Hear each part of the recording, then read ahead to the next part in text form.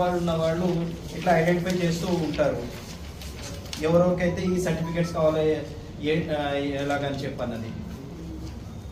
And వీళ్ళ దగ్గర నుంచి సీజ్ చేసింది ఏమేమనగా ఒక 4 ల్యాప్టాప్స్ సీజ్ చేసాము, ఒక ప్రింటర్, సో 114 ఫేక్ సర్టిఫికేట్స్ ఒకటి, 1 2-వీలర్ రాయల్ ఎన్ఫీల్డ్ ఒకటి, 7 మొబైల్ ఫోన్స్ అండ్ విజిటింగ్ కార్డ్కి వస్తే ఇతను విజిటింగ్ కార్డ్ కూడా అందులో కూడా ఈవెన్ అనంతపూర్ ఆఫీస్ని కూడా మెన్షన్ చేయడం జరిగింది, ఈ ఫ్లై అబ్రాడ్ కన్సల్టెన్సీ సర్వీసెస్ అని.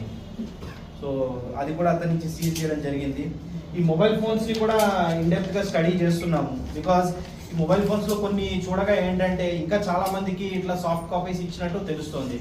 అంటే వీళ్ళు ఆపరేట్ చేసేది ఎలాగంటే, సపోజ్ పలానా ఒక పర్సన్ వస్తే ఎక్స్ అన్న పర్సన్, ఆ ఎక్స్ అన్న పర్సన్ డీటెయిల్స్ అవి తీసుకుని వీళ్ళు వజాహత్ అలీ ఫస్ట్ రజీకి ఫార్వర్డ్ చేస్తాడు, రజీవ్లో కానీ హబీబ్కి ఫార్వర్డ్ చేస్తాడు, హబీబ్ వీళ్ళకి ఫార్వర్డ్ చేస్తారు ఎవరైతే యూపీలో ఉన్నారో.